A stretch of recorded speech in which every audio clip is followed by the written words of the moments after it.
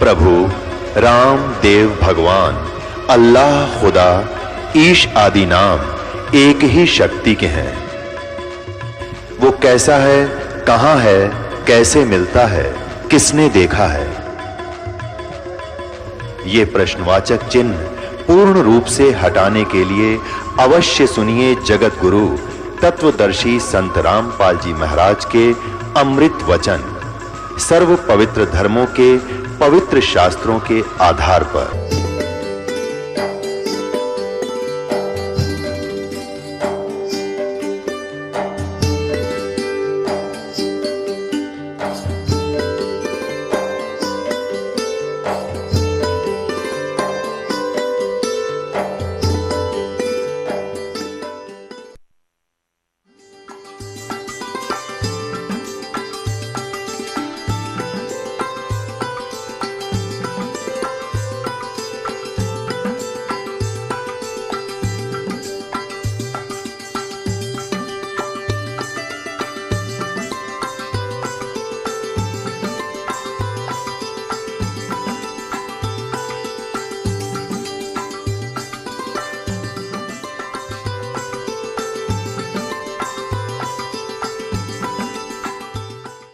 ये बेमतलब की जो दुर्घटनाएं होंगी, अकाल मृत्युएं होती हैं, तो इनसे दुख होता है हमारे को। बच्चा मर गया, कोई पत्नी मर गई, कोई पति मर गया, किसी को कैंसर होगी, तो उनसे बचने के लिए परमात्मा कहते हैं आप मेरी द्वारा दी गई ये साधना करो, ये मंत्र जाप करो, मैं तुम्हारी फिर रक्षा करूँगा, अकाल मृत्यु नहीं होने दूंगा। तुम्हारे बच्चे तुम्हें प्यारे लगते हैं, माता पिता प्यारे लगते हैं, तो ये तभी ये प्यार बना रहेगा जब सतभक्ति करोगे, ये भी सुरक्षित रहेंगे। जब तक आप यहाँ रहोगे, आप यहाँ भी ठीक रहोगे, और भगवान बच्चों को भी सद्बुद्धि देगा, आपकी भक्ति बनेगी, आपकी वृद्धावस्था भी अच्छी तरह व्यतीत होगी, क्योंकि सत्संग सुनने वाले और भक्ति करने वाले बच्चे, पुत्र वधू और पुत्र अपने आप विनम्र हो जाते हैं, उनके अंदर दया भाव भर जाती है, और कोई लोभ लालच से वो सेवा नहीं करते, वो एक अपना नैतिक कर्तव्य जानकर फिर सेवाएं करते हैं। तो आपकी वृद्धावस्था भी सुथरी बीतेगी, भगवान की कुछ भक्ति साथ देगी, कुछ बच्चों में परमात्मा उनमें भाव अच्छा भरेगा। तो इस प्रकार परमात्मा कहते हैं जब तक आप यहाँ रहो इस गंदे लोक में, तो हमारी शरण ग्रहण करो, आपको यहाँ भी सुख दूंगा। और जब यहाँ से जाओगे, विमान में बैठकर जाओगे, आपको महसूस ही नहीं होगा कि आपकी मृत्यु हुई। आप शरीर छोड़ोगे पता नहीं चलेगा, क्योंकि ये तो एक ऊपर का खोखा है, ये तो सबसे गंदा बॉडी है जो आपको प्राप्त है, हमें प्राप्त है, और इसमें इसको हम फाइनल मान रहे हैं तो बहुत अच्छा है। ये अच्छा इसलिए है कि इससे हम भक्ति कर सकते हैं, ना युक्ति अच्छा नहीं। और इस भक्ति के लिए ये सबसे अच्छा है, क्योंकि ये मानव शरीर बार बार प्राप्त नहीं होता, इसलिए इसका सदुपयोग करें। अब हम आपको बताना चाहेंगे, ये दास आपको बताएगा कि आप यहाँ फंसे कैसे। सबसे पहले आपको इस भक्ति मार्ग में लगने से पहले, इस ज्ञान को ग्रहण करने से पहले सृष्टि रचना का ज्ञान होना अनिवार्य है। जिसमें आपको सृष्टि रचना का ज्ञान हो जाएगा, फिर आपको सभी सदग्रंथ और युग काल का सारा जाल आसानी से समझ में आओगा। तो पुण्यात्माओं, ये सत्संग, ये ज्ञान हमने कभी सुना नहीं था, जिस कारण से प्रथम बार सुनोगे तो ऐसा लगेगा जैसे वैसे बनावटी सी कहानी है, लेकिन जब सदग्रंथों से दास प्रमाणित करेगा उस कथा को, आप दांतों तले उंगली दबाओगे कि सचमुच ये तो सारा ही सत्य है। अब आपको दास सुनाएगा, परमेश्वर कबीर जी जो हैं, ये धानक दुल्हा रूप में जो काशी में 120 वर्ष रहे थे, ये पूर्ण परमात्मा हैं, ये सारी सृष्टि के रचनहार हैं, और हम सभी आत्माओं के जनक हैं। और परमात्मा जैसे कोई क्रिएटर है, तो क्रिएशन के बारे में वो क्रिएटर ही बता सकता है, अपने द्वारा रची हुई सृष्टि को रचने वाला ही बता सकता है। इसलिए अभी तक ये सृष्टि रचना का ज्ञान किसी को नहीं था, ना श्री ब्रह्मा को, ना श्री विष्णु को, ना शिव को, केवल उन महापुरुषों को अवश्य हुआ जो परमात्मा से परिचित हुए हैं। जिनमें से कौन कौन है? आदरणीय धर्मदास साहिब जी, आदरणीय मुल्कदास साहिब जी, आदरणीय नानक साहिब जी, आदरणीय दादू साहिब जी, आदरणीय गरीबदास साहिब जी, गांव छुरानी, जिला झज्जर, हरियाणा वाले, और आदरणीय गीसा दास साहिब जी, गांव खेकड़ा, पहले जिला मेरठ साहब, बागपत बन गया बताते हैं, जैसा भी, उत्तर प्रदेश वाले। इन महापुरुषों और आदरणीय स्वामी रामानंद जी, काशी बनारस वाले, इनको परमात्मा सीधे मिले और सचखंड दिखाया, ऊपर का सतलोक जहाँ वो परमात्मा रहते हैं, और उनको फिर वापस छोड़ा, अपने गवाह बना के, अपने साक्षी बनाए। उन महापुरुषों को ये ज्ञान था, लेकिन उनकी वाणी में इतना डिटेल नहीं बनाया उन्होंने। क्यों? उनको मालूम था कि भगवान ने जो ज्ञान दे ही रखा है तो बार बार उसको बताने का कोई औचित्य नहीं रह जाता। तो परमेश्वर कबीर जी ने अपने द्वारा रची हुई सृष्टि को कैसे बताया है कि पहले केवल परमात्मा कबीर जी थे अकेले, और वो एक कमल के ऊपर विराजमान थे। उसके बाद उन्होंने नीचे के सभी, सबसे पहले उन्होंने अकय लोक, अनामी लोक की रचना की। उसमें वे अकेले रहते हैं, पूरे सारे के सारे लोक में परमात्मा अकेले ही रहते हैं। उस वहाँ बैठकर परमात्मा ने नीचे के 3 लोकों की ओर रचना की अपने वचन से। अकय लोक से नीचे अगम लोक है, उससे नीचे अलख लोक है, उससे नीचे फिर सत्य लोक है। ये 4 लोक हैं ऊपर के, ये अविनाशी कहलाते हैं। और ये चारों मिलाकर भी एक ही अविनाशी लोक कहलाता है। जैसे भारतवर्ष के अंदर बहुत से राज्य हैं और सारे राज्य मिलाकर भी भारत कहलाता है, ऐसे। और परमात्मा ने अन्य तीनों लोकों में भी अपना ही अन्य रूप बनाया और प्रत्येक में ऐसा ही गुम्बद और सिंहासन बनाया, उसमें विराजमान है परमात्मा। और सबसे नीचे वाला जो सतलोक है उसमें भी परमात्मा ऐसे ही एक बहुत बड़े गुम्बद के अंदर और एक सिंहासन पर, तख्त पर विराजमान है। तो वहाँ बैठकर, सतलोक में बैठकर परमात्मा ने पहले सतलोक की रचना की। सतलोक के अंदर पहले एक वचन से 16 द्वीप बनाए और फिर 16 वचनों से 16 पुत्रों की उत्पत्ति की। उनमें से एक अचिंत नाम का भी एक पुत्र है, सहजदास, जोगजीत आदि ये उनके पुत्र हैं। तो उसके बाद परमात्मा ने अचिंत से कहा, उसके बाद परमात्मा ने मानसरोवर वगैरह वहाँ की सब रचना कर दी थी। तब परमात्मा ने ये झटका देने के लिए कि समर्थ का काम समर्थ ही कर सकता है, यदि कोई दूसरा चेष्टा करता है तो वो गलती ही करता होता है।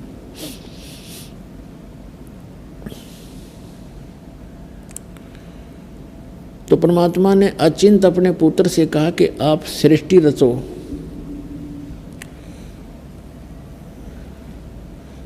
अचिंत ने अपने वचन से अक्षर पुरुष की उत्पत्ति की।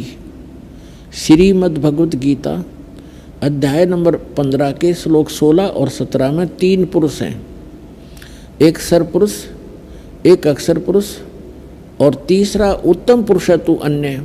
इन दोनों से अन्य है जो श्रेष्ठ परमात्मा है। गीता अध्याय नंबर 8 के श्लोक नंबर 1 के प्रश्न के उत्तर में अर्जुन ने पूछा कि किम तत्ब्रह्म, वो तत्ब्रह्म कौन है। गीता ज्ञानदाता ने गीता अध्याय नंबर 8 के श्लोक नंबर 3 में कहा कि वो परम अक्षर ब्रह्म है। तो सरब्रह्म, सरपुरुष कहो, सरब्रह्म कहो, दूसरा अक्षर पुरुष कहो, अक्षर ब्रह्म कहो, उसे परब्रह्म कहो, और तीसरा परम अक्षर ब्रह्म कहो, परम अक्षर पुरुष कहो, या उसको सत्य पुरुष कहो। वो तीसरा परमात्मा परम अक्षर पुरुष है, उसको हम सत्य पुरुष कहते हैं। अचिंत ने अक्षर पुरुष की उत्पत्ति की और उससे कहा कि आप मुझे सृष्टि रचना में सहयोग दें। ये काफ़ी और भी बहुत सा प्रकरण है, लेकिन हमने जितना आवश्यक है उतना ही बताएंगे आपको। तो अक्षर पुरुष वहाँ से उठकर मानसरोवर के अंदर चला गया। वहाँ अपना जो बॉडी है वो श्वास से नहीं चलता, और इसलिए वहाँ अमर शरीर है हमारा। तो उस मानसरोवर के अंदर जाकर आनंद से लेट गया, निंद्रा आ गई। काफी समय बीत गया, तब अचिंत ने परमात्मा से, सत्य पुरुष से प्रार्थना की कि भगवान अक्षर पुरुष निंद्रा में है, उठ नहीं रहा है, सृष्टि रची नहीं जा रही। तब परमात्मा ने कहा कि पुत्र, जब आपसे अक्षर पुरुष ही नहीं जगाया जा रहा तो सृष्टि खाक रचोगे तुम। बंद करो अपनी सृष्टि, तुम्हारे बस की बात नहीं है। इस बात से अचिंत बहुत शर्मिंदा हुआ और क्षमा याचना की कि भगवान आगे से कोई हम ऐसे काम नहीं करेंगे, आपकी आज्ञा से ही मैंने ये सब कुछ किया था। तो परमात्मा ने कहा कि मैंने इसलिए तुझे आज्ञा दी थी कि तुम्हारे अक्षमता का आपको पता चल जाए कि जिसका काम उसी को साजे और करे तो मूर्ख बाजे। ये तो एक देसी कहावत है। उसके बाद सभी को ये बात होगी कि समर्थ के काम में टांग अड़ानी नहीं चाहिए। तो एक तो झटका दिया मालिक ने उनको। फिर परमेश्वर ने क्या किया कि उस सरोवर से ही एक थोड़ा सा जल लिया, अमृत, और उसको अपने वचन से एक अंडा बना दिया। अंडे में एक आत्मा प्रवेश कर दी। वो अंडा छोड़ दिया, बहुत बड़ा अंडा था, बहुत बड़ा। उस अंडे को छोड़ दिया उस जल में। वो उस जल के अंदर अंडा जा रहा था गड़गड़ गड़गड़ करता हुआ। अचिंत के निकट जब वो पहुंचा, उसकी आहट से पाकर के अक्षर पुरुष के पास से पहुंचा जो निंद्रा में सोया पड़ा था सरोवर के अंदर। जब अक्षर पुरुष के पास से वो पहुंचा, निकट पहुंचा, तो एकदम उसकी आंखें, निंद्रा भंग होगी अक्षर पुरुष की। अक्षर पुरुष की निंद्रा भंग हुई तो उस जैसे कोई अधूरी नींद जाग जाता है तो वो कोप से देखता है, उसमें कुछ गुस्सा सा होता है। ऐसे कोपित दृष्टि से उसने देखा कि किसने मेरी निंद्रा भंग की है। तो वो अंडा फूट गया उस तेज से। अंडा दो भाग हो गया, उसमें से ये ज्योत स्वरूपी निरंजन, जिसको आगे चल के काल कहा गया, जिसको सरपुरुष भी कहते हैं, गीता अध्याय नंबर 15 के श्लोक नंबर 16 में सरपुरुष कहा है। तो आकाशवाणी की परमात्मा ने, सत्य पुरुष ने, कि अक्षर पुरुष तुम निंद्रा में थे, आपको जगाने के लिए ये सब कुछ क्रिया की थी, और तुम दोनों बाहर आ जाओ। अक्षर पुरुष और ये सरपुरुष, ये दोनों सरोवर से बाहर आ गए। फिर परमात्मा ने आदेश दिया कि आप जाओ, दोनों के दोनों अचिंत के द्वीप में रहो, अचिंत के लोक में रहो। उसके पश्चात परमात्मा ने, सत्य पुरुष ने, हम सभी आत्माओं की रचना की, उत्पत्ति की। हम सभी का परिवार था। बहुत सुंदर मकान महल हैं वहाँ पर, बहुत सुंदर, जैसे हीरे मोतियों की चमक होती है, वहाँ की जो बिल्डिंग बनी हुई है उनमें ऐसी सुंदर चमक है। बहुत ही मनमोहक और सुंदर महल हैं, बहुत लंबे चौड़े बने हुए हैं, और आगे उनके बहुत सुंदर पार्क है, उसमें अपने आप फुहारे छूट रहे हैं, जहाँ जिस सुख को आप छोड़कर आ चुके हो। पुण्यात्माओं, इस बात को आप हृदय में जचा लेना। यह किसी डूम बाट के गीत नहीं है कि किसी को प्रसन्न करने के लिए या स्वार्थवश गाए गए हों। ये गॉड गिवन स्पिरिचुअल नॉलेज है, और उन महापुरुषों ने बताया है जिनको भगवान मिले हैं, उन्होंने इसका समर्थन किया है, और दास ने इसको अच्छी तरह जाना है और आपके समक्ष इसको इसलिए व्याख्यान किया है। वो सुख वहाँ पर है, कोई काम नहीं, आपस में कोई राग द्वेष नहीं, क्योंकि किसी चीज़ का अभाव नहीं है। जैसे आप एक रिहर्सल करते हो, यहाँ आते हो सतलोक आश्रम बरवाला जिला हिसार में, और यहाँ आप चाहे कितने ही दिन रुको, 2 दिन 4 दिन हफ्ता, 10 दिन। तो आप क्या देखते हो कि आपको एक जैसी व्यवस्था, लेटने बैठने सोने का स्थान एक जैसा, पंखे कूलर जो लगे हुए हैं वो आपके एक जैसे, और उधर से खाना है सबको एक स्थान पर बना बनाया तैयार मिलता है। कभी जाओ खाना खाओ, कभी किसी टाइम, और कभी चाय की भरी भराई वो टैंकी तैयार रहती है, कभी टूटी मरोड़ी गिलास भर पियो गटगट। यहाँ आपको बगैर किए सारी वस्तु मिल रही है। और यहाँ भी कोई राग द्वेष पैदा करता तो मूर्ख आदमी है। अब क्या करते हैं हमारी, क्योंकि वृत्ति घनी खराब हो ली। अब जैसे आपका बिस्तर लगा हुआ है, सबको एक जैसा बिस्तर है, सबका एक जैसा मैट है, और कोई आकर साथ में आपके लेट भी जाता है अनजान से, तो उसको बेमतलब खस्साइयों का मेरी जगह पता नहीं क्यों बिछा लिया, हट यहाँ से। तो ये तो मूर्खा की बात है। 2 फुट नून डाल ली इसमें, के कौन सा आश्रम छोटा है यो। तो इस तरह को बकवाद करे तो वो अलग बात है। बाकी यहाँ कोई भी ऐसी वस्तु नहीं है जिसमें आपने राग द्वेष करना पड़े। और सारी चीज़ नहाओ दो, भगवान के गुण गाओ, भूख लगा रोटी खाओ, जल करे जब चाय पी लो, बता फिर और क्या चाहिए। तो ये तो यहाँ के लोक में सुविधा है, क्योंकि यहाँ लोक भी अच्छा नहीं तो यहाँ की सुविधाएं भी इतनी अच्छी नहीं है। तो उस सतलोक के अंदर आपके मनोमयी वो विमान है। जब भी आपकी इच्छा हो आपके पार्क के अंदर विमान खड़ा पाओगा। उस विमान को यहाँ के विमान की तरह उठने की खातिर फर फर नहीं करना पड़ता। वो तो भगवान की शक्ति से चलते हैं, ऐसे उठकर चल पड़ते हैं। जहाँ चाहे वहाँ रोक लो, बीच में रोक लो, जहाँ चाहे पानी के ऊपर उतार लो उसको, ऐसे खड़े हो जाएंगे। तो कहने का भाव ये है, उन सुखों को हम छोड़ आए, उनको हम यहाँ ढूंढ रहे हैं। यहाँ तो 21 ब्रह्मांड में नहीं पा सकते आपको। और हमारे अंदर एक दोष और है कि जब हम सुखी हो जाते हैं तो भगवान को भूलते हैं, और यहाँ मार खाते हैं। इसलिए परमात्मा आपको याद दिलाते हैं, यहाँ जो आप फंसे हुए उनको, कि सुख में भगवान को भूला नहीं करते, बहुत बड़ी मार खा जाते हो। तो वहाँ सुख में हम भगवान भूले। वहाँ क्या हुआ कि कुछ दिनों के बाद, वहाँ कुछ वर्षों के बाद, कुछ वैसे यहाँ के युग, वहाँ कोई समय सीमा नहीं है, तो हम यहाँ हैं इसलिए कुछ उसके हिसाब से बता रहे। कुछ युगों के बाद क्या हुआ कि इस सरपुरुष के मन में खरपतवार पैदा हुआ, और जो आपके यहाँ भी विद्यमान है हमारे अंदर सब में, उसके मन में ये आया कि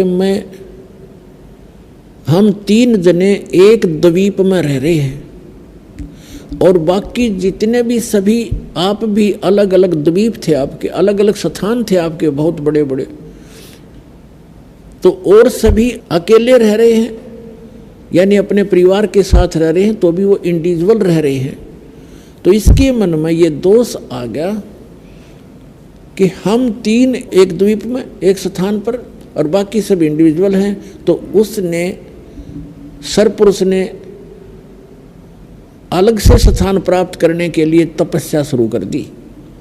जब यहाँ के 70 युग तक उसने तप कर लिया, तब परमात्मा ने पूछा सत्य पुरुष ने कि सरपुरुष आप क्या मांगते हो, क्यों तपस्या कर रहे हो। तब उसने कहा कि भगवान आप तो अंतर्यामी हैं, आपको सब मालूम है, फिर भी मैं अपनी अर्ज लगाता हूँ।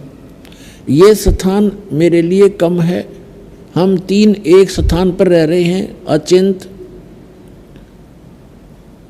अक्षर पुरुष और सरपुरुष। हम तीनों एक स्थान पर रह रहे हैं, अन्य भाइयों के पास, सब बहनों के पास अलग से स्थान है। मैं अपना अलग स्थान चाहता हूँ।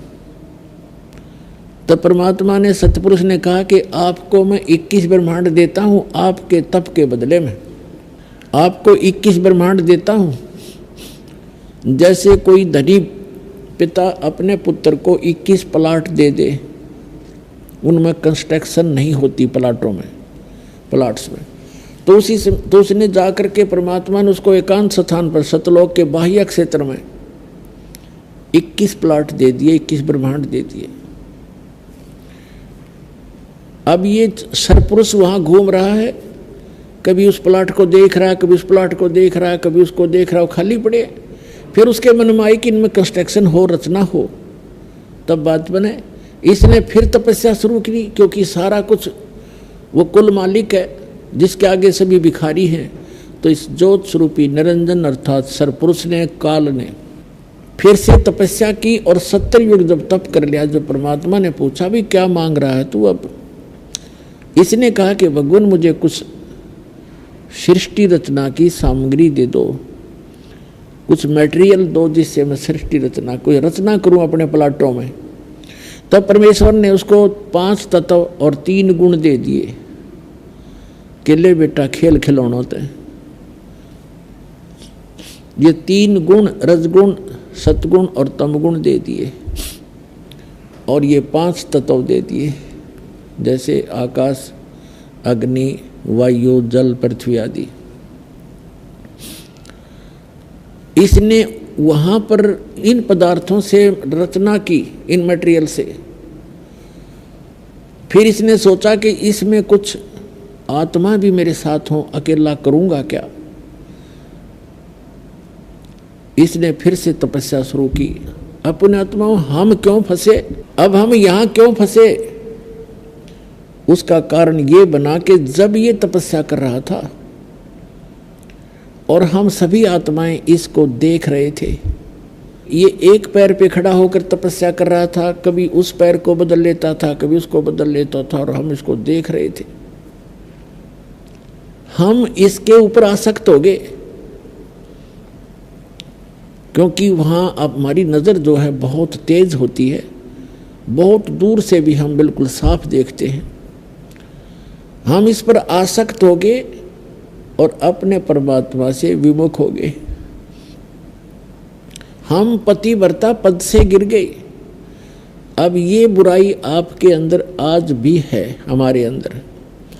जैसे कोई हीरो या हीरोइन, अभिनेता या अभिनेत्री अपनी रोजी रोटी के लिए चटक मटक डांस डूंस करते, बेमतलब की एक्टिंग करते, और ये युवा बालक, लड़के और लड़कियां उनके ऊपर आसक्त हो जाते हैं। ये मेरा फेवरेट हीरो है, ये मेरी फेवरेट हीरोइन है, और लेना एक ने देनी दो, बेमतलब बकवाद करनी, खक है तुम्हारा, तुम्हें निकट भी नहीं जा सकते उनके। और यहाँ कोई हिसार या बरवाला के अंदर कोई आ जाए, उनमें से ये चटक मटक करने वाले हीरोइन हीरोइन, देखो इन युवा बच्चों की वहाँ जम घट जुड़ जाएगा, और वो कम से कम भी 200 फुट दूरी पर स्टेज पर खड़े होंगे और वहाँ से चटक मटक कर रहे होंगे, और ये बड़े खुश हो रहे होंगे। बता, सारे दिन धूल फाँक कर उल्टे आ जाए, खाक मिला उनसे, उनको वो अपनी रोजी रोटी के लिए प्रसिद्धि पा रहे हैं और ये बच्चे उसके ऊपर आसक्त हो रहे हैं। तो ये बीमारी हमारे वहाँ लगी थी, ये दोष हमारी आत्मा में वहाँ से घर किया हुआ है। और जैसे कितने ही अच्छे भाई बहन हैं, कितने उनमें प्यार है, और कुछ दिनों के बाद विवाह होगा, विवाह होते ही अलग होना कंपलसरी है उन्हें, मरोड़ी कुछ भी लग गया उनके मन में, अलग जरूर होंगे, रह ही नहीं सकते। तो ये भी वहाँ से लगी थी। न सोचेंगे अलग होकर मैं यूँ बनाऊँगा अपने बच्चा, न बढ़िया खुआऊँगा और बढ़िया कोठी बनाऊँगा, न्यारा रहूँगा। वो तो होना जाना वही है जो आपको मिला, लेकिन यह दुर्बुद्धि हमारे अंदर घर कर चुकी है, ये अपना प्रभाव दिखाती ही रहेगी। यहाँ इसका कोई विकल्प नहीं है। इसका विकल्प यही है कि आप जो दास बता रहा है, ज्ञान भगवान ने बताया है, इस अनुसार साधना करके आप यहाँ से पीछा छुटवा के उस लोक में चले जाओगे जहाँ कोई दुख नहीं, वहाँ कोई परेशानी नहीं है, वहाँ मृत्यु नहीं, बुढ़ापा नहीं, कोई रोग नहीं, ऐसा सुंदर शरीर मिलेगा। इस शरीर के अंदर एक सूक्ष्म शरीर है, और उस सूक्ष्म शरीर के ऊपर एक और अंदर और शरीर है, 3-4 शरीर हैं। उसके बाद आत्मा का ओरिजिनल शरीर है, बॉडी है। उस बॉडी के ऊपर वहाँ जा करके और एक शरीर मंढा जाएगा जैसा ये है, और वो शरीर अमर होगा। उसमें नाड़ी तंत्र नहीं है, और उसमें राग द्वेष नहीं है, उसमें बीपी हाई लो शुगर या कोई उसमें डिसीज नहीं होता। इतना सुंदर शरीर मिलेगा, और पहले हमें वही प्राप्त था, हम आके इसमें फंस गए हैं। अब इस ज्योत स्वरूपी निरंजन ने अपने साथ कुछ आत्माओं को लेने के लिए फिर तपस्या शुरू की। जब इसने तीसरी बार जो तपस्या शुरू करी। तब परमात्मा ने पूछा कि ज्योति निरंजन अब क्या मांग रहा है? जो मांगा तुझे दे दिया। और उस दौरान जब हम इस ज्योति निरंजन पर आसक्त थे, इसकी ये तपस्या कर रहा था और हम देखे थे। और आज भी ये देख लो आप, किसी गांव के गोरे बनी में और कोई बाबा तपन लग जाए, सारा गांव देखने जाएगा उसने, सारा गांव देख का होगा बाबा तपे, 10 दिन हो गए, 20 दिन हो गए, 1 महीना हो गया, बैठे नहीं हो तो खड़ा रहे, झूल पर झूल है, बस सारे देखने जाएंगे। बता कोई बात हुई? अब जैसे एक आदमी लड्डू खावे मान लीजिए, और दूसरे उसने देखने जाओ लड्डू खावे, हो देख लड्डू खावे, क्या तो गया, फिर कहता आप भी खाओ जब पेट भरे। तो इस तरह की जो बुराइयां हैं ये हमारे वहां से घर करी हुई हैं, और वही हमारे अंदर आज ये हमें परेशान रखती हैं। उसी तरह हम क्रिया कर रहे होते हैं। अब क्या हुआ कि बीच बीच में जब हम उसको देख रहे थे, उसकी तरफ हमारी आसक्तता बन गई थी, ज्योति निरंजन की तरफ, सरपुरुष की तरफ, तो परमात्मा आकाशवाणी किया करते थे कि बच्चों तुम ना देखो इसको, अपना मस्त रहो और इसको अपनी क्रिया करने दो। हम क्या करते रहे, ये आदत अपने यहाँ भी है कि हम ऊपर से तैसे हो गए जैसे बिल्कुल हम नहीं देख रहे हैं, पर अंदर से कसक ज्यों की तो बनी रही। इसकी चाह हमारे हृदय में घनी बन गई, हम आसक्त हो गए इस पर बुरी तरह, और वो अंतर्यामी जान गया कि इनका ये नाश निकट है, ये मुझसे भी धोखा कर रहे हैं, मुझे भी ऊपर से दिखा रहे हैं कि हम नहीं देख रहे हैं और अंदर से उसको चाह रहे हैं। तो हम पति भर्ता पद से गिर गए। तो परमात्मा ने कहा कि बोल भाई, तो परमात्मा ने हमें वहां से निकालना अनिवार्य समझा। किस प्रकार? जैसे सेब विक्रेता होता है, सेब ये फ्रूट, उसको वो सेब कितनी प्यारी होती है और एक सेब कितनी कीमती होती है। अब वो देखता है कि जो सेब डिफेक्टिव होगी, भले ही वो कितनी कीमती भी थी और प्यारी भी थी, लेकिन वो रखेगा नहीं उनमें, उसको उठाकर कूड़े में फेंकना उसकी मजबूरी है, ना तो औरन खराब कर दे वो। तो इस प्रकार हम वो डिफेक्टिव सेब हो गए उस भगवान के। उनकी आत्मा बड़ी दुख पावे है जब सेब विक्रेता की एक सेब खराब हो जाए, उसको पता कितना लॉस हो गया, लेकिन मजबूरी है उसको वहाँ से फेंकना एक कूड़े में। तो पुण्यात्माओं, परमात्मा ने हमें वहाँ से उठाकर इस कूड़े में डालना अनिवार्य समझा, ना औरों को खराब कर देते। तब परमात्मा को मालूम था, तब परमेश्वर ने कहा कि ज्योत स्वरूपी निरंजन तीसरी बार किस लिए तप कर रहा है? तब उसने कहा कि भगवान मुझे कुछ आत्माएं दे दो। तब परमात्मा ने कहा भी मैं ये आत्मा नहीं दे सकता, क्योंकि ये मेरे अंश हैं, मेरे शरीर से निकले हैं, वचन से उत्पन्न हुए हैं। अपने आत्मा जिस माँ से किसी बच्चे ने जन्म लिया हो, उसकी ममता उसको पता होता है। एक माई का ऐसा लड़का हुआ कति अपंग सा, और उसमें भी उसकी इतनी गजब की ममता होती है, बेशक वो कैसा ही है लेकिन उसकी आत्मा उसमें फंसी हुई होती है। इसी प्रकार वो परमात्मा कहते हैं कि ये सभी आत्माएं मेरे से उत्पन्न हुई, मेरे शरीर से निकली है। वचन से हो जन्म हो, वो भी उतने प्यारे लगते हैं जिसके वचन से उत्पन्न होते हैं, उसको उतने ही प्रिय होते हैं। तो परमात्मा ने कहा भी मैं ऐसे नहीं दे सकता, ये मेरी आत्मा है, तो इनको दुखी करेगा, तो इनको परेशान करेगा वहाँ पर। तो इसने कहा कि नहीं, मैं सत्य का राज करूँगा, जैसा जो कर्म करेगा उसको वैसा ही फल दूंगा। परमात्मा ने पहले तो इससे हाँ बरवाई, फिर कहा भी देख ले, पर एक बात है, उनसे पूछ ले, जो सब इच्छा से जाना चाहता हो तो चले जाएगा, मैं आज्ञा नहीं दूंगा उनको जाने की, जब तक वो स्वयं डिमांड नहीं करेंगे। तो ज्योति निरंजन ये सरपुरुष आपके पास, हमारे पास आया। जब हमारे पास आया तो जैसे कोई हीरो आ जाता है तो चारों तरफ बच्चे कैसे इकट्ठे हो जाते हैं, ऐसे हम चारों तरफ उसको झूम गए। उसने कहा कि मैंने पिताजी से तपस्या करके अलग से द्वीप, अलग से ब्रह्मांड प्राप्त किया है, स्थान प्राप्त किया है, क्या मेरे साथ चलोगे तुम? हम तो पहले तैयार थे। तो हमने सब ने कह दिया कि चल पड़ेंगे, यदि पिताजी आज्ञा दे देंगे तो हम चलेंगे, हम तैयार हैं। तब परमेश्वर के पास जाकर के ज्योति निरंजन ने कहा कि जी कुछ आत्माएं मेरे साथ जाने को तैयार हैं, पर आपकी आज्ञा चाहते हैं। परमेश्वर ने कहा, सत्य पुरुष ने, कबीर जी ने, कि चल मेरे साथ, मेरे सामने जो हाँ भरेगा तेरे साथ जाने की तो मैं अलाउड करूँगा। तो जो ही परमात्मा और वो ये सरपुरुष आए हमारे पास, तो परमात्मा ने कहा कि बोल भाई कौन आत्मा इनके साथ जाना चाहता है, अपना हाथ खड़ा करो। अब हम आगे थे चारों तरफ से, परमात्मा के आदेश से वहाँ बैठ गया। सेकंड में वहाँ सारा काम होता है, बैठ गए पूरे क्षेत्र में। तो परमात्मा ने कहा कि जो इनके साथ जाना चाहते हैं, सरपुरुष के साथ इसके ब्रह्मांडों में रहना चाहते हैं, हाथ खड़ा करो। अब परमात्मा पहली आकाशवाणी करके हमें समझाया करते थे कि इस पर आसक्त ना हो तो मार खा जाओगे। अब उस दिन वो बात उनका याद आई और पिताजी के सामने अब कैसे कहें हम जाना चाहते हैं, सन्नाटा छा गया, कोई नहीं बोला। तब परमेश्वर ने कहा कि सरपुरुष आप तो कह रहे थे कुछ जाना चाहते हैं तो बोलते ही नहीं, झूठ बोल रहा तू। तब सरपुरुष ने कहा कि पिताजी ये आप के सामने नहीं बोल रहे हैं, पहले तो सभी कह रहे थे जितने यहाँ बैठे हैं। तब इतनी बात हो रही थी, तभी एक आत्मा ने खड़ा होकर के स्वीकृति दी उसको। अब जो ही उसने एक खड़ा हुआ तो हमने सभी ने हाथ खड़े कर दिए और खड़े भी हो गए।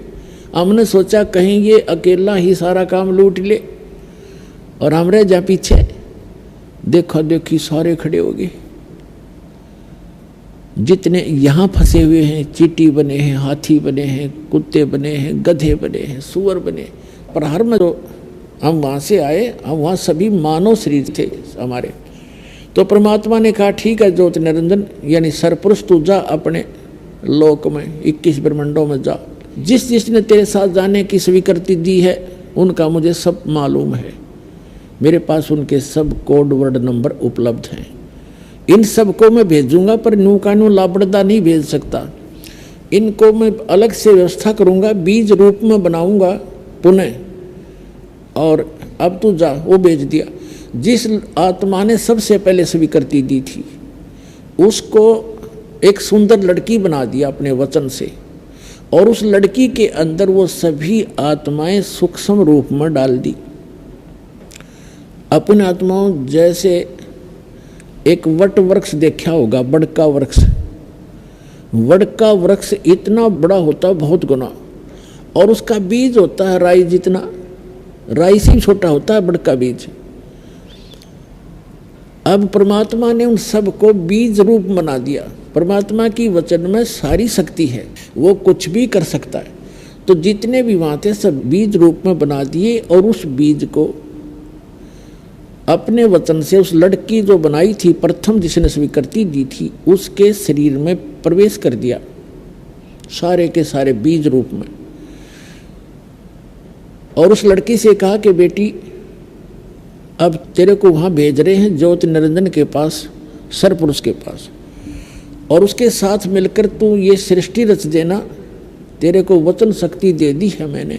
वचन से जितने भी तू जीव कहेगी, चाहे पशु बनाना, चाहे पक्षी बनाना, और चाहे तो देव बनाना, मनुष्य बनाना, जैसा सोचेगी वैसे ही बन जाएंगे। अपने पुत्र सहज दास से कहा कि सहज दास अपनी बहन को ज्योति निरंजन के पास छोड़ आओ। अब उस सरपुरुष के पास, और उसको बता देना कि ऐसे ऐसे मैंने इसके अंदर सभी वो आत्माएं जो तेरे साथ आना चाहती थी बीज रूप में डाल दी हैं, और ये बहन जितने भी तू कहेगा उतने ही नर और मादा उत्पन्न कर देगी। इसमें ऐसी शक्ति भी मैंने भर दी है, वचन में शक्ति दे दी है। सहजदास ने जाकर के ज्योति निरंजन से सारी वार्ता सुना दी और लड़की को वहाँ छोड़ कर वापस आ गया। अब वहाँ दोनों अकेले रह गए, सरपुरुष और ये लड़की जिसको अब दुर्गा कहते हैं, जो अष्टंगी कहलाती है। अब ये दोनों रहे। तो लड़की युवा होने के कारण उसका रंग रूप निखरा हुआ था, तो पुण्यात्माओं, ये बलात्कार की जो बुराई हमारे अंदर घर की है सभी प्राणियों में, ये वहीं से रोग लगा था। अब जिस राजा यानी जिस भगवान के, जिस स्वामी के राज में हम रह रहे हैं, उस जैसा भाव सबका बन ही जाता है। यथा राजा तथा प्रजा। तो ज्योति निरंजन ने वहाँ उस लड़की के साथ बलात्कार करने की चेष्टा की। लड़की अपना हर सामर्थ्य तक अपनी इज्जत की रक्षा के लिए वो सब कुछ करती है।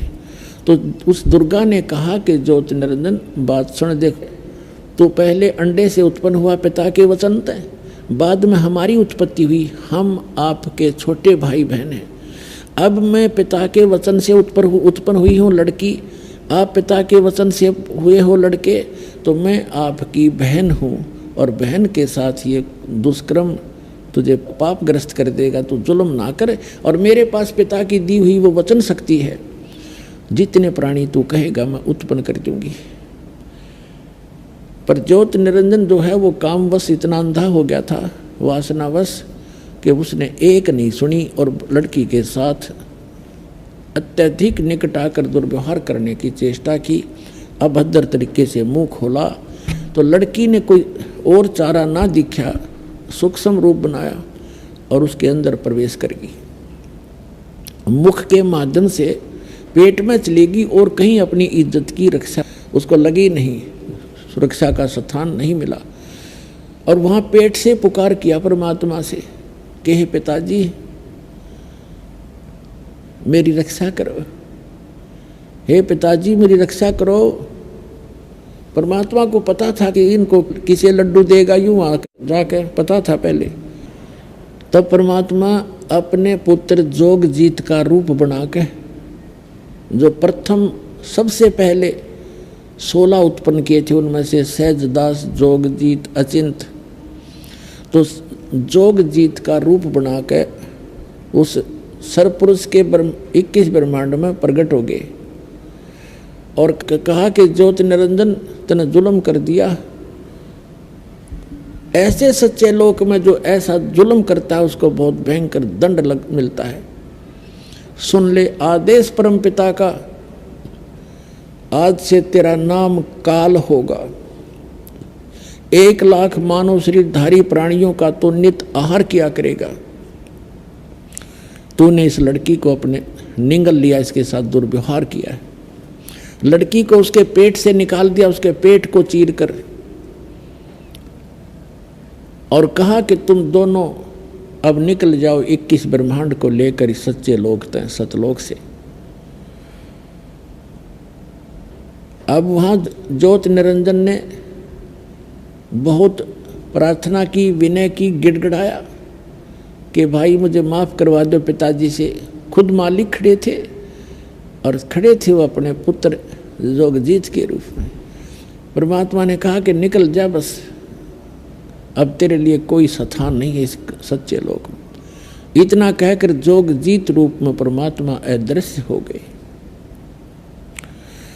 और ज्योति निरंजन के 21 ब्रह्मांड विमान की तरह चल पड़े। वहां से दुर्गा वो दोनों ही रह गए। अब वहां से 16 शंख कोश की दूरी पर सतलोक के अंतिम छोर से,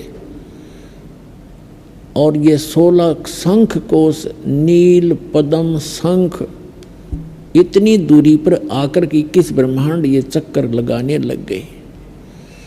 अब ज्योति निरंजन के मन में और ज्यादा क्रोध पैदा हो गया और उसने ठान ली कि जितने भी आत्माएं जन्म होंगे वो भगवान की आत्मा तो उसी की है, उनको सताऊंगा और उस सतपुरुष को यानी पिता को दुखी करूंगा, उनकी आत्माओं को खूब सताऊंगा। अब उसके बाद उसने दुर्गा के साथ फिर से वही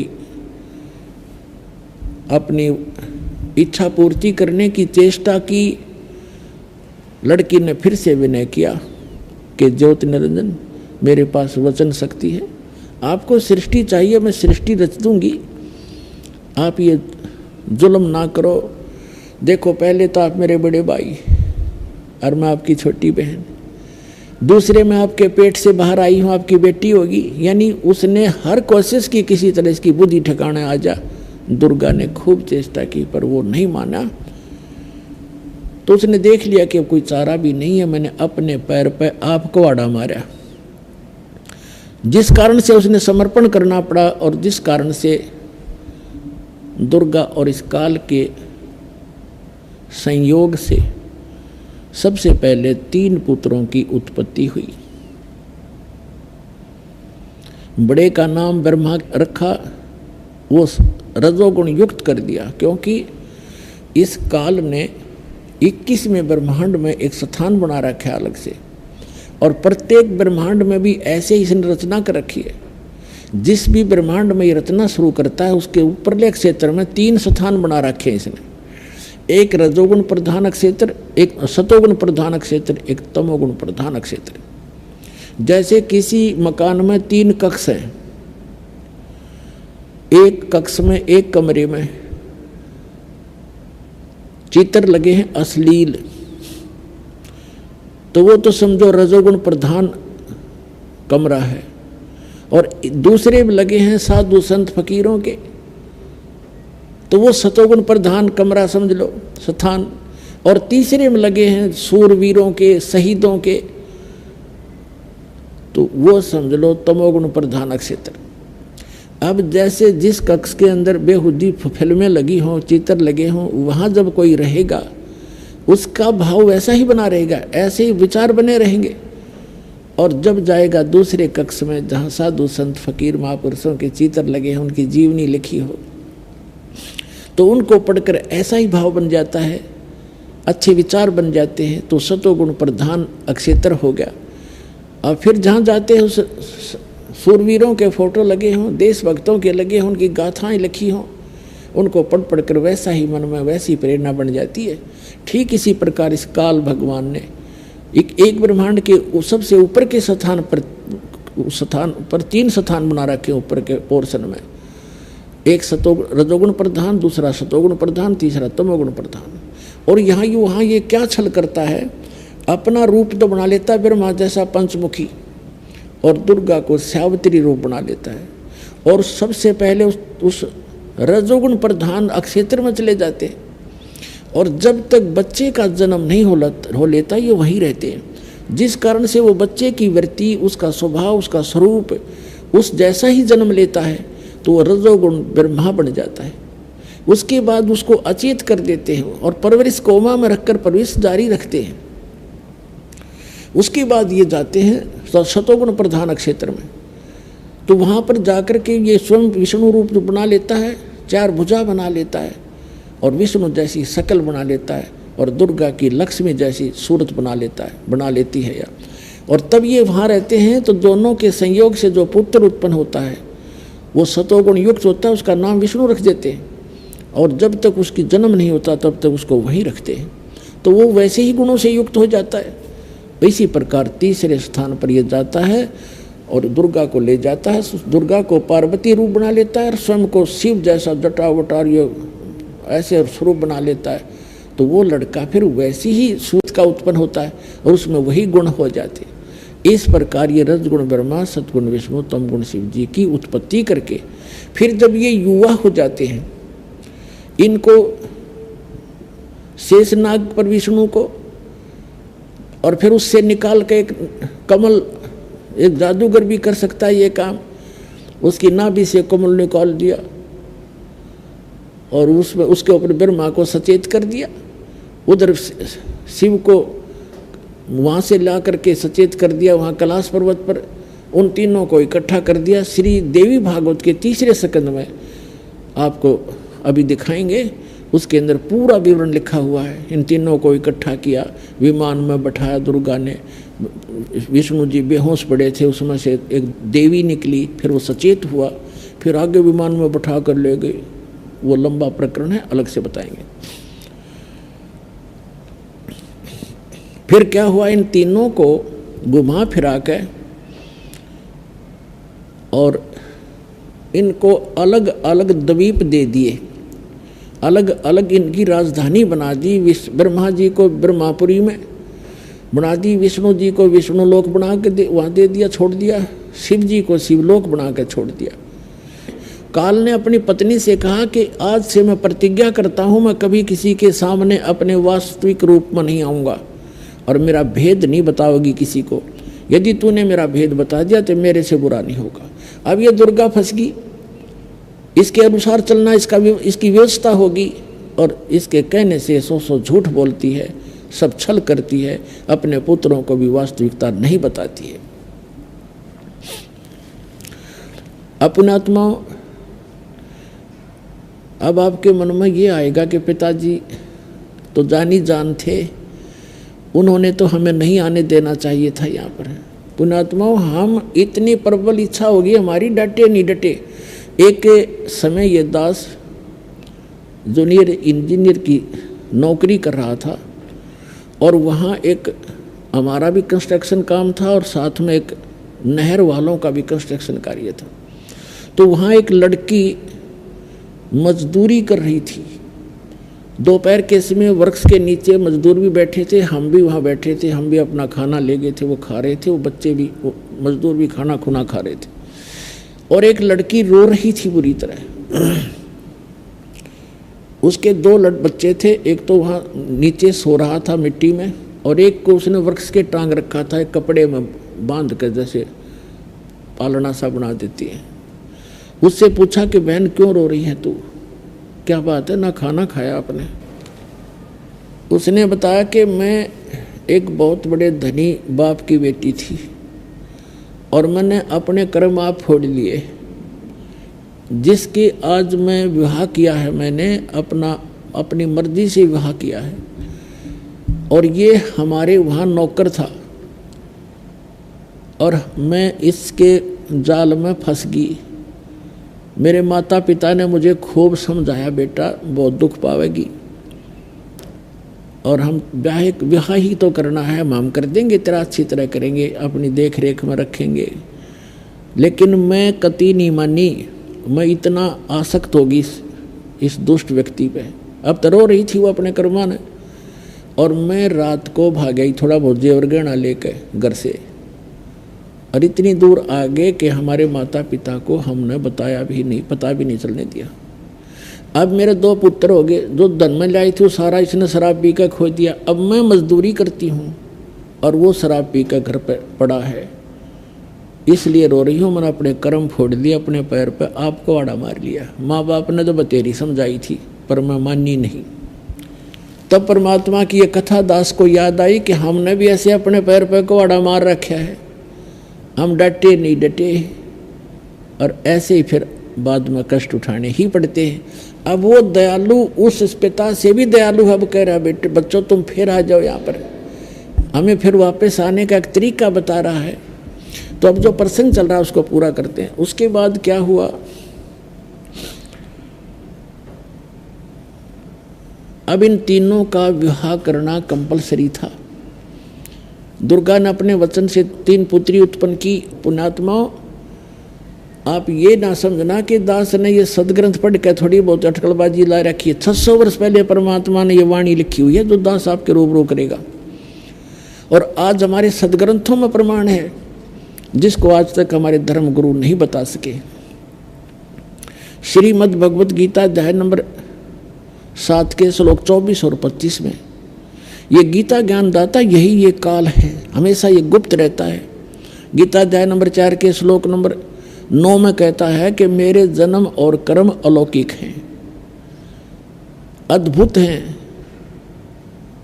अब ये क्या बता रहा है 7वें अध्याय के 24-25 श्लोक में गीता जी के कि मैं अपनी योग माया से छुपा रहता हूँ, मैं ये मेरा घटिया और अटल नियम है। मैं कभी किसी के समक्ष अपने वास्तविक रूप में नहीं आता। और ये जन समुदाय अबुद्ध यानी बेबुद्धि के, ये मंदबुद्धि के लोग मुझे कृष्ण मान रहे होंगे। अर्जुन मैं कृष्ण नहीं हूँ, श्री कृष्ण में बोल रहा था वो प्रेत की तरफ, ज्योत निरंजन ये काल। वो कहता है कि ये मेरा घटिया अटल नियम है, अनुतम अवय, ये अटल नियम है मेरा, अनुतम माने घटिया, कि मैं कभी किसी के समक्ष नहीं आता। तो इसने प्रतिज्ञा कर रखी है। परमात्मा ने 600 वर्ष पहले बताया था, सदग्रंथों में हमने अब पाया है ये लिखा हुआ। जब ये बुद्धि काम की परमात्मा कबीर जी की दया से वो सदग्रंथ समझ में आए हैं। तो उसने कहा कि मैं कभी किसी को दर्शन नहीं दूंगा, मैं अपने वास्तविक रूप में कभी नहीं आऊँगा, तुम मेरा भेद मत बताना और सारे संसार को संभाल। तब दुर्गा ने कहा कि आप अच्छी बात करते हो, मैं एक औरत और इतने बड़े 21 ब्रह्मांड को कैसे संभालूंगी। अब मैं फंस गई आपके कितने नाच नचाले, तो कैसे संभाल पाऊंगी मैं। तब उसने कहा था कि तू चिंता मत कर, सब कुछ मैं करूंगा, पर करूंगा गुप्त रूप से, किसी को पता नहीं लगने दूंगा। आकाशवाणी की इस काल ने कि दुर्गा इनका विवाह कर। तब दुर्गा ने अपने देवी जी ने अपने मुख से अपने वचन से 3 पुत्रियां उत्पन्न की और समुद्र में छुपा दिया। उसने सारा बता दिया काल ने, इनको समुद्र में छुपा दे जाके अपनी शक्ति से अचेत करके। और उधर से मैं सारी व्यवस्था करता हूं वहां पर। इस काल ने एक पर्वत रखा, उसके चारों तरफ शेषनाग लपेट दिया और कहा 3 पुत्रों को भेज दिए उस सागर मंथन करें। अब तीनों वहां पर गए। दुर्गा ने बता दिया कि जाओ सागर मंथन करो, वहां सारी व्यवस्था मिलेगी। इन्होंने जो ही वो पकड़ के लाए तो कब बहाना था, अपने आप घूम रहा था, सारा कुछ बहाना था। तो उसमें से 3 लड़कियां निकली। दुर्गा ने कहा था कि जो भी वस्तु निकले उसकी पहचान रखना, अलग अलग लाना। जो प्रथम निकले, द्वितीय निकले, तृतीय निकले, उनको याद रखना कौन सी पहले, कौन सी दूसरी, कौन सी वस्तु तीसरी बार आई। तो 3 लड़कियां आई, वो फंक्शन अपने आप बंद हो गया, नहीं चला। वो समझ गए कि बस यही मिलना था। वापस आ गए, अलग अलग लड़कियों को साथ लेकर के माँ से बताया कि ये प्रथम निकली थी, ये द्वितीय निकली थी, ये तृतीय निकली थी। इसी प्रकार इन 3 पुत्रों का जन्म हुआ था। प्रथम ब्रह्मा का हुआ था, दूसरा विष्णु का हुआ था दुर्गा और इस काल के संयोग से, और तीसरा शंकर का हुआ था। तब दुर्गा ने कहा कि जो प्रथम निकली थी उसका नाम सावित्री रखा और ब्रह्मा से विवाह कर दिया। वहाँ कोई बारात नहीं थी उस समय। पुण्यात्माओं कुछ ध्यान देना दास के वचनों पर। जिस समय ब्रह्मा और विष्णु का विवाह हुआ, शिव का विवाह हुआ, वहाँ बारात नहीं थी। माँ ने कह दिया यह लड़की बेटा तेरे ब्याह दी, हो गया ब्याह। ऐसे दूसरी का नाम लक्ष्मी रखा और विष्णु से शादी कर दी जो दूसरी बार निकली थी, और तीसरी बार जो निकली थी सबसे लास्ट में वो शंकर से ब्याह दी।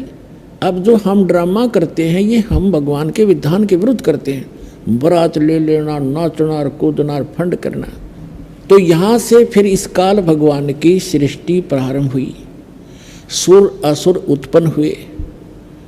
आगे फिर चलकर ये पूरा ब्रह्मांड, ये पृथ्वी सृष्टि से भर गई। अब इसका प्रमाण आपको थोड़ा सा 600 वर्ष पहले परमात्मा ने बताई अपनी अमृतवाणी में सुनाता हूं, ताकि आपको विश्वास होगा। अब इति सिद्धम के दुर्गा और काल के संयोग से, पति पत्नी व्यवहार से विष्णु की उत्पत्ति हुई। अब सिद्ध हो गया विष्णु की माता दुर्गा और पिता ये सदाशिव का पिता। नेक्स्ट है समाप्त हुआ। देखिए अब ये हमने पढ़ा, तेरा विष्णु नाम विख्यात हुआ, 6ठा अध्याय समाप्त हुआ। 7वें अध्याय में रुद्र संहिता और पृष्ठ नंबर 103 पे। अब ब्रह्मा जी कहते हैं देवर से तत्पश्चात ये। अब हम इसके ज्ञान बोध में आते हैं। ज्ञान बोध ये है, ज्ञान बोध नामक अध्याय है और बोध सागर एक खंड है। इसके 21 पृष्ठ पे हम आपको सुनाते हैं। परमात्मा ने कहा, धर्मदास ये जग बोरा ना, कोई न जाने पद निर्वाणा। निर्वाणा माने मोक्ष मार्ग, किसी को ज्ञान नहीं। निर्वाण माने मोक्ष। यही कारण मैं कथा पसारा, जग से कहिए राम नियारा। ये मिसप्रिंट कर रखा है।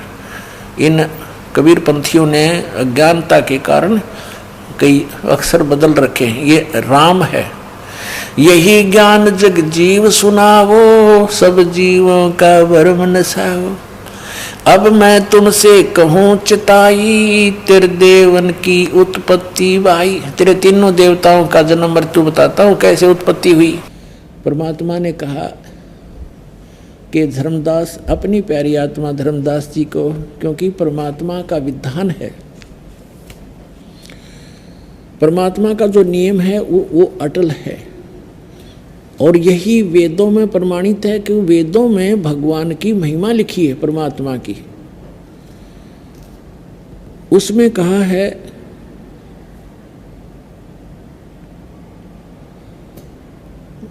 ऋग्वेद मंडल नंबर 9 सूक्त नंबर 86 के मंत्र 26 और 27 में, ऋग्वेद मंडल नंबर 9 सूक्त 82 के मंत्र 1, 2, 3 में, ऋग्वेद मंडल नंबर 9 सूक्त 94 के मंत्र 1 में, ऋग्वेद मंडल नंबर 9 सूक्त 95 के मंत्र 2 में, ऋग्वेद मंडल नंबर 9 सूक्त 54 के मंत्र 3 में, ऋग्वेद मंडल नंबर 9 सूक्त 20 मंत्र 1 में, ऋग्वेद मंडल नंबर 9 सूक्त 1 मंत्र 8 और 9 में, ऋग्वेद मंडल नंबर 9 सूक्त 96 के मंत्र 16 से लेकर 20 तक, और भी अनेक स्थानों पर ये प्रमाण है कि वो परमात्मा ऊपर के लोक में रहता है।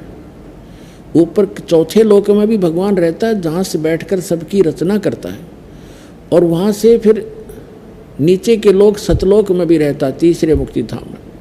वहाँ से गति करके चलता है, वहाँ से गति करके आता है और अच्छी आत्माओं को मिलता है, उनको ज्ञान बताता है, यथार्थ ज्ञान से परिचित कराता है, और वो कवियों की तरह असर करता है और अपने ज्ञान को लोकोक्तियों के माध्यम से, दोहों के माध्यम से वो बोल बोल के उच्चारण करके सुनाता है। गीता अध्याय नंबर 4 के श्लोक नंबर 32 में कहा है कि अर्जुन, यथार्थ जो भक्ति और यज्ञों की जानकारी विस्तार के साथ सच्चिदानंद घन ब्रह्मण मुखे, सच्चिदानंद घन ब्रह्म ने जो अपने मुख कमल से ज्ञान बोला है, उसमें है वो यथार्थ ज्ञान।